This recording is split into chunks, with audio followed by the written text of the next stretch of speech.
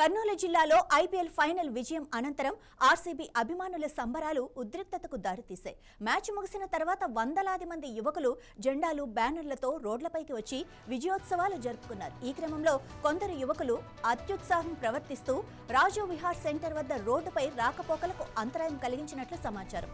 అంతేకాకుండా అక్కడ నిలిపి ఉంచిన ఒక ప్రైవేట్ ట్రావెల్స్ బస్సుపై దాడి చేసి అద్దాలను రాళ్లతో ధ్వంసం చేసిన ఘటన కలకలం రేపింది. దీంతో బస్సులో ఉన్న ప్రయాణికులు భయాందోళనకు గురయ్యారు. సమాచారం అందుకున్న పోలీసులు వెంటనే ఘటనా స్థలికి చేరుకొని పరిస్థితిని అదుపులోకి తెచ్చారు.